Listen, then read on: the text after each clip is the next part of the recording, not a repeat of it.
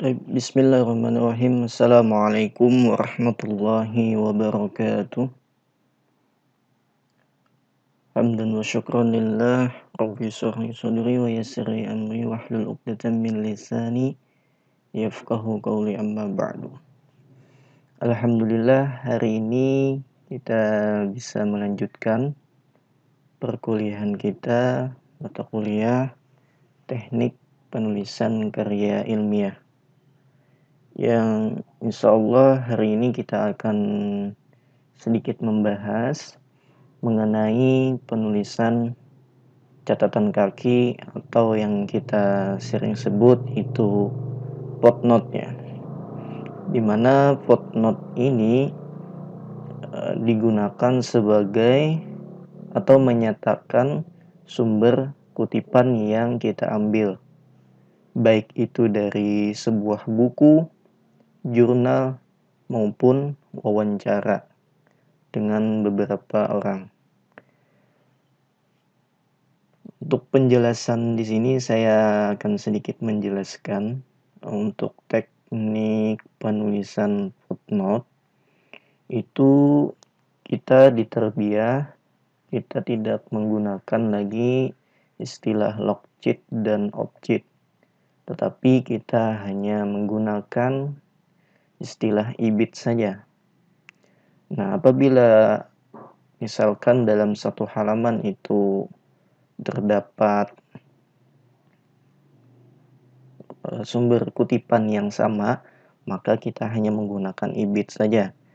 Tetapi kalau diselingi satu buah catatan kaki, maka kita nanti akan menuliskan kembali nama pengarangnya serta nama judul, tetapi tidak sama persis dengan awal.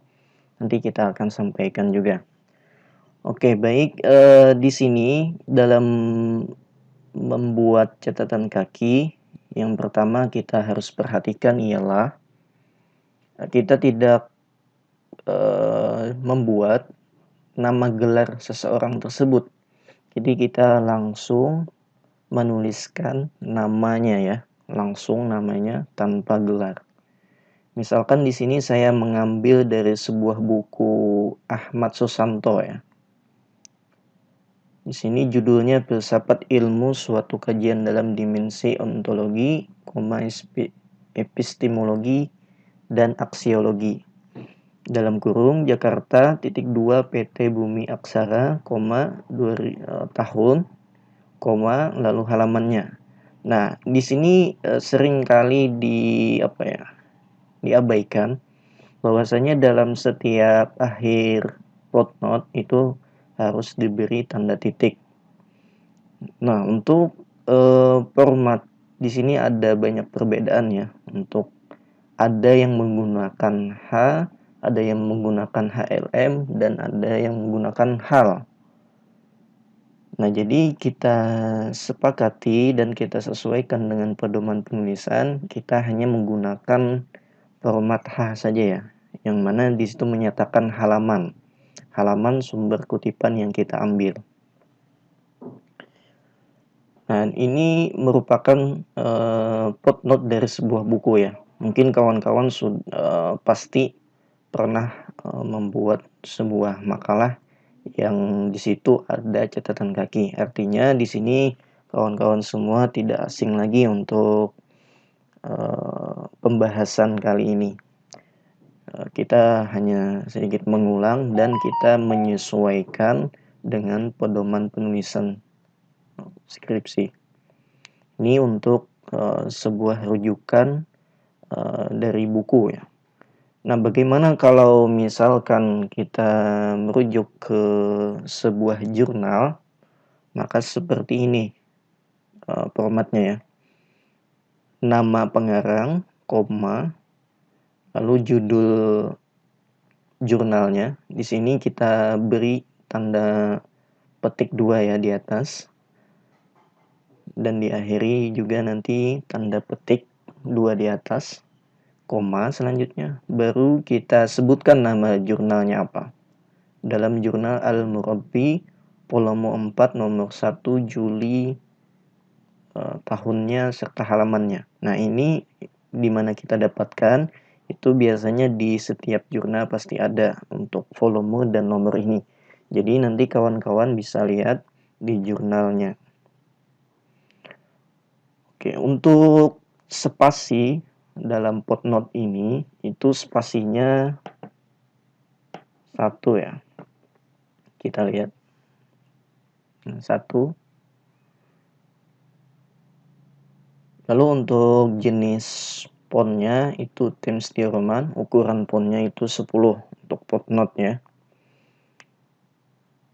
Nah, untuk jarak antara footnote 1 dengan footnote yang lain itu 2 spasi atau kita enter 1 kali. Misalkan seperti ini ya. Biasanya setelah kita membuat footnote, penumeran footnote secara otomatis, nah, biasanya tampilannya seperti ini. Lalu kita enter 1 kali untuk memberi jarak. Nah, jadinya seperti ini ya.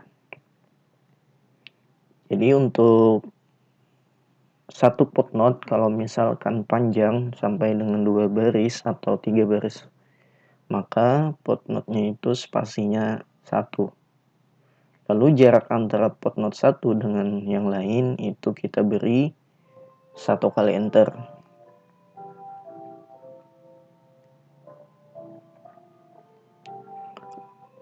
Oke, kita lanjutkan.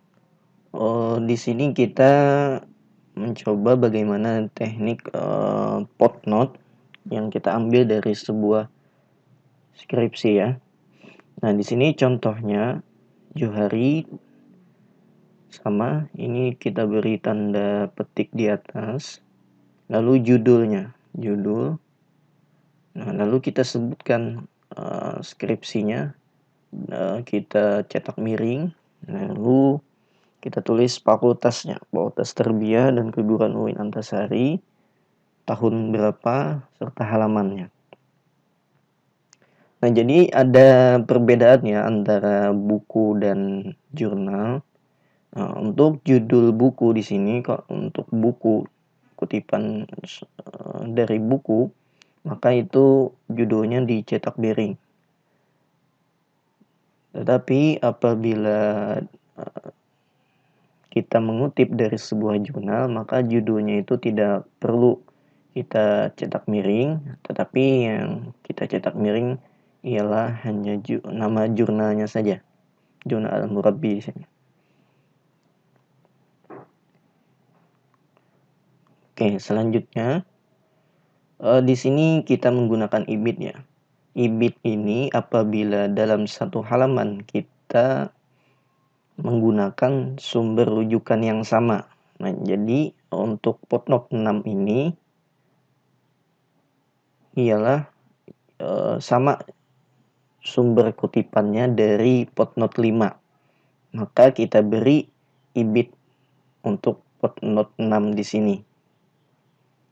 Untuk formatnya ibid titik koma baru halaman yang diakhiri dengan tanda titik ya. Jadi ibidnya ini dicetak miring. Oke. Itu apabila dalam satu halaman sumber kutipannya sama, tidak diselingi oleh sumber kutipan yang lain ya. Jadi perlu digarisbawahi untuk penggunaan ibid ini itu tidak diselingi oleh kutipan yang lainnya.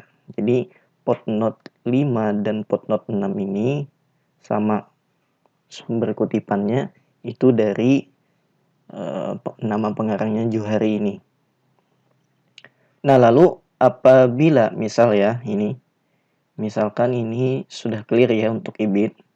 Misalkan di sini kita footnote 6 ini saya hapus ya. Misalkan footnote 6 di sini kita ambil sumbernya dari footnote 4 ya. Maria Sanprayogi ini. Nah, kalau kita lihat di sini kalau kita ingin menuliskan lagi sumber kutipannya itu sama dengan yang nomor 4, maka kita harus menuliskan nama pengarangnya lagi ya. Karena diselingi oleh sebuah kutipan yang lain, yaitu di kutipan nomor 5 ini. Catatan kaki yang nomor 5 ini. Oleh sebab itu kita ulang lagi seperti ini. Saya tulis Maria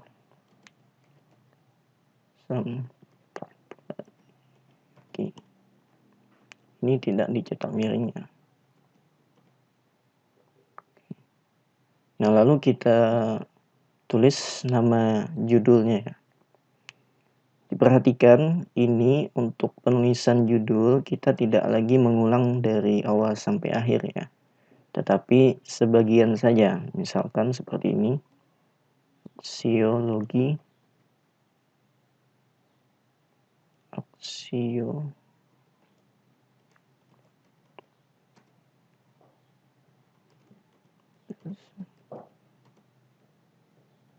ilmu. Kita titik-titik.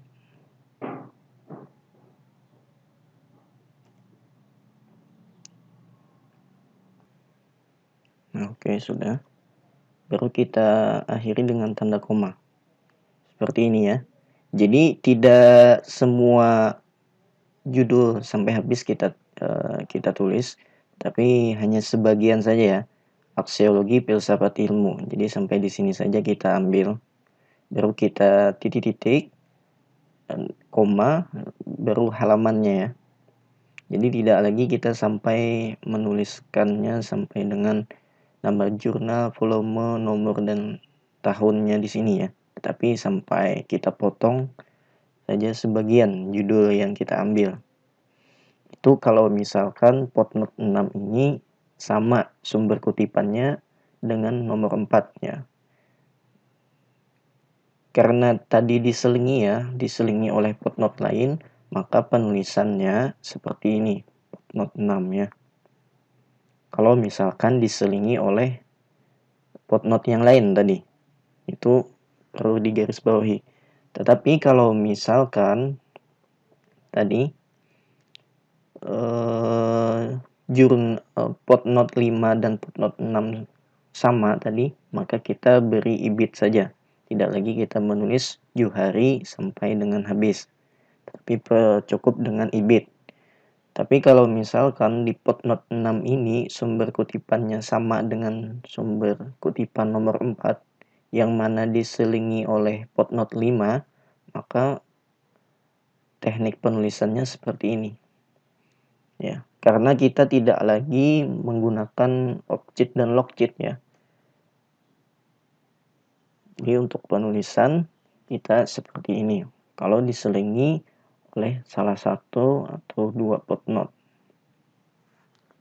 Nah, lalu selanjutnya kalau misalkan sebuah data yang kita dapatkan itu dari wawancara, maka perlu juga kita beri catatan kaki. Misalkan untuk catatan kaki wawancara, di sini kita wawancara dengan Haji Imron sebagai kepala sekolah Man Marbahan. Kapan kita wawancara? Misalkan 22 Juli 2020 pukul 10 ya. Nah, demikian penjelasan singkat untuk teknik footnote.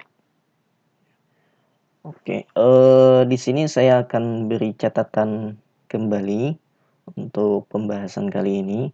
Footnote ini kita di setiap bab ya diawali dengan footnote pertama ya. Jadi misalkan di bab 1 pendahuluan itu footnote-nya ada 10. Nah, lalu selanjutnya pada bab 2 landasan teori, maka footnote itu kembali urutannya dari nomor pertama ya, dari 1. Jadi tidak menyambung lagi ke footnote 11. Akan tetapi kita ulang urutannya itu mulai dari footnote 1 sampai dengan seterusnya. Nah, lalu apabila nanti di bab 3 itu ada footnote juga, maka kembali lagi urutannya kita mulai dari nomor 1 ya, dan seterusnya.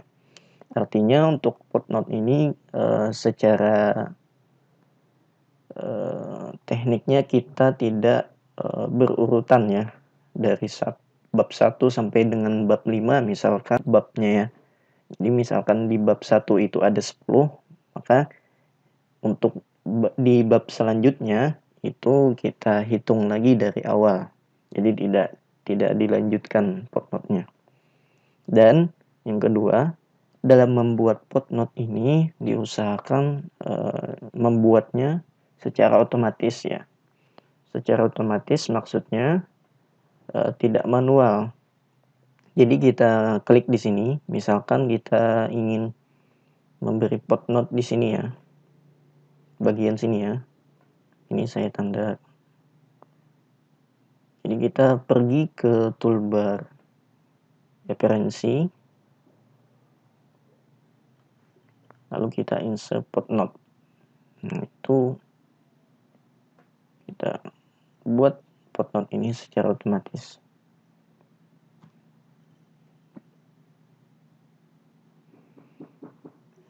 Mungkin demikian yang dapat saya sampaikan.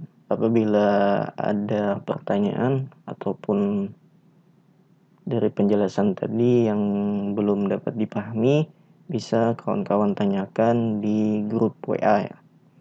Untuk pembahasan footnote ini di pedoman skripsi itu ada pada halaman 30. Jadi kawan-kawan bisa buka pedomannya kembali. Nanti apabila ada pertanyaan atau dalam penjelasan tadi belum dapat dipahami, bisa ditanyakan langsung. Demikian yang dapat saya sampaikan. Terima kasih atas perhatiannya. Wabillahi taufiq wal hidayah. Assalamualaikum warahmatullahi wabarakatuh.